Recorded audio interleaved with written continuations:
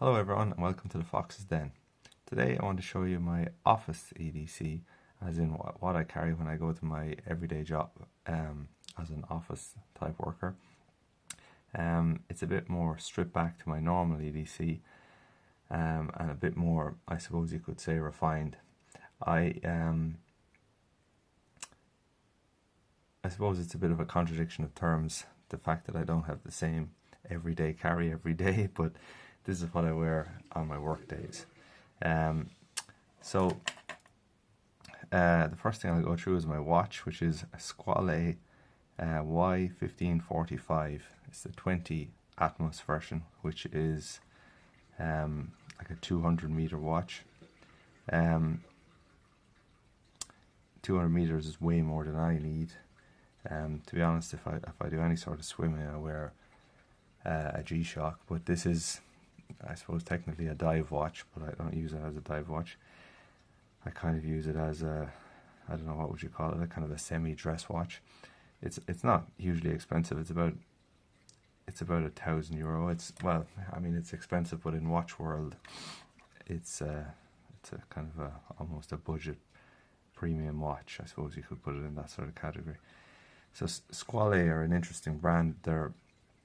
They date back to the 60s and 70s, where they were making cases. They were the first to develop waterproof cases, and they were providing them for a lot of the Swiss brands, some of the bigger Swiss brands, you know, even like the likes of Tag Heuer, those kind of ones, Blancpain. And then in the 70s, I think 1974, they started producing their own watches. So the cool thing about it is, you see the way it has the Squale logo here with the shark, because Squale is Italian for shark, and then it has Squale again here. So it's a bit strange, but the reason being that when they were making the cases, the cases, the faces always had Squale on the bottom, and the actual watch manufacturer on the top, so to show there was a Squale case. And then when they started doing their own watches, just as a kind of tradition, they kept that there and then put Squale for their own, as it is their own watch. So it's got bi-directional bezel with a really nice ratchet to it, as you can possibly hear there. It's a stainless steel 40mm watch, which is a really nice size. Well, for my wrist anyway, it's just right. I'm not a fan of these kind of oversized watches that are, well, they were fashionable and they're kind of not fashionable anymore, but that's just about right to me. It's very much, a lot of people criticize it as being a homage to the Rolex Submariner. Others say that, you know, that Squale do the Submariner better than Rolex do. I mean, it's a really high quality watch for the money. It's got a screw down crown. You can see there, it's got sapphire crystal AR coating. It's very smudgy, as you can see there, and a bit, I don't know how effective that AR coating is. You can see the light shining down on it. What else? It's 12mm thick, and it's 48mm lug to lug, which is all great dimensions. It's very much identical dimensions to the Submariner. Has applied indices. I think these are the kind of standard size indices. They have what they call a maxi, which has a bigger, I don't know what you call it, bigger kind of dot.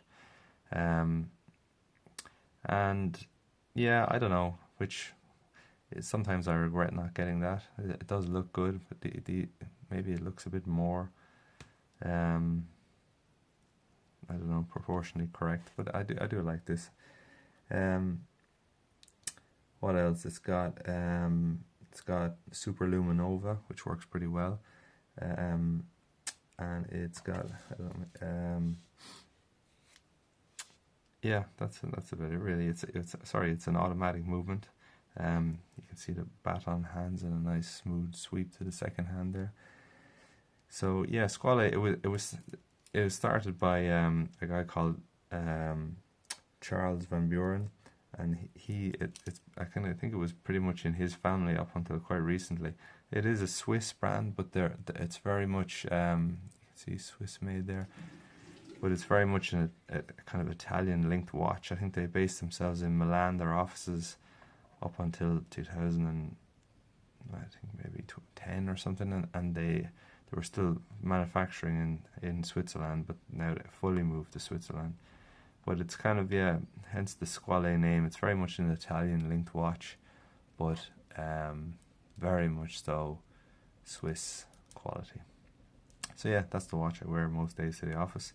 I think it's the good balance of not too showy for a kind of work environment, but you know, shows its quality and shows you know, it's a good look to go with a kind of formal clothing.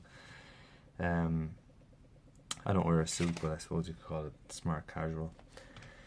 The next thing I'll show you is the knife that I carry to the office. So I suppose I carry this even though I don't need a knife, and I never really use a knife at all, and I don't even think I like taking out a knife in the office, but I just like to carry a knife at me all times, just as a kind of a feeling, I suppose, of having it with me. But so this is it's a French knife. It's a Laguiole knife.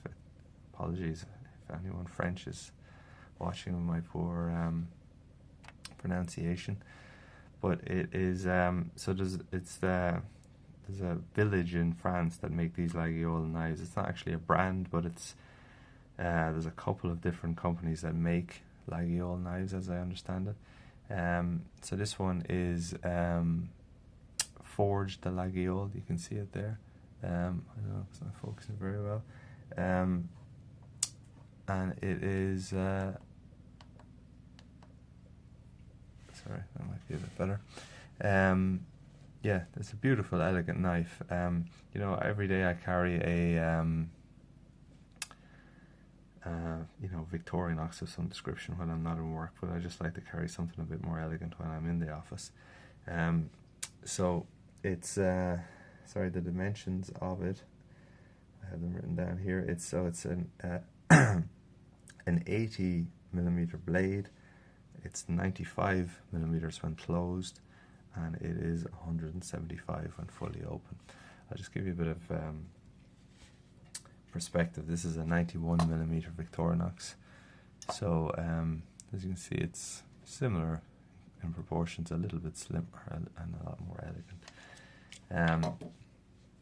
So I guess the interesting thing about these is they were originally kind of a shepherd's knife, and they would use it to prey. So they would kind of stick it in the ground, and that's why it has this cross here, which is beautifully inlaid into this is black horn and brass bolsters. The steel is T14 steel, very sharp, very sort of sleek and pointy. It is a little bit, I suppose, intimidating, but it is a very elegant looking knife at the same time. It's got a simple slip joint with this spring at the back, and you can see this. So they all have this kind of B, which is kind of it seems a bit unclear the history of that. It seems to be some links back to Napoleon. Others say it's not related to, but it's hand carved into the spring, which is beautiful. And this the spring design. I don't know if you can see it very clearly there. Is unique to the craftsperson that's made the knife. They have each have their own design that they carve into each knife, which is amazing. It's not a particularly cheap knife. It's in the region of kind of 120 to 150 euros for this type. They do get more expensive, but really I think it's good value because it's the craftsmanship that goes into it is just amazing, and it's just a beautiful thing to feel and a beautiful thing to have in your pocket. It really does feel special, and I'll be honest with you, I don't like cutting anything with it because just like it too much. I'm afraid to scratch it, but as I say, I never really use it in the office anyway. It's just something nice to have in my pocket. Other things I have with me is, so I always have a Phoenix E12. I've recently kind of changed to a Rovivon for my kind of everyday, but I just find it a bit ugly, and this, with its black pocket clip, is a bit more discreet. And you know, I don't need anything that fancy when I'm in the office, but it can be handy when I'm looking for something somewhere. Or yeah, I have a kind of a construction related job, so I do site visits and stuff like that, so I need to you know, look into wall cavities, that kind of thing. So it's yeah, it's always handy to have. It's a bit battered, as you can see, well used and well loved. The other thing I always have in my pocket is a Parker Jotter. So I literally use this on my desk every day, continuously, and I like to just have it with me wherever I go, because I tend to walk around the office and talk to people and sketch things out and that, and I always just have it there. It's handy. This is the Bond Street version, which is the stainless steel with the black. I think it looks very elegant, and I always like to change them to a gel insert, which is much more free-flowing and smoother than the normal ballpoint. So that's that. The other thing I always have is my wallet. I think I showed you this in a previous video. It's by a local leather craftsperson here. Yeah, just beautiful handmade leather with his logo in it. And I suppose what I have in my bag is just, depending if I'm traveling or commuting in any way, I like to have these with me, just some earphones. So these are Soundcore P20i, which are not that expensive at all. They're like kind of €20 range, but they're really good. I find them very easy to use. That's why I don't really like buying the expensive type ones. They last for 10 hours, and they're only like €20 or something, but surprisingly good for the price. I must say, I'd recommend them to anyone. And the last thing that I carry is, in contradiction to what I've just said, a Leatherman Wave. I don't carry it in my pocket, I carry it in my bag. And the reason for this is, I just kind of, I suppose I have a reputation in the office of being the guy who can make quick fixes to things like, I don't know, you know, tighten up a kitchen door or something like that in the office. I generally get asked to do it, so it's handy to have this in my bag. I guess you all know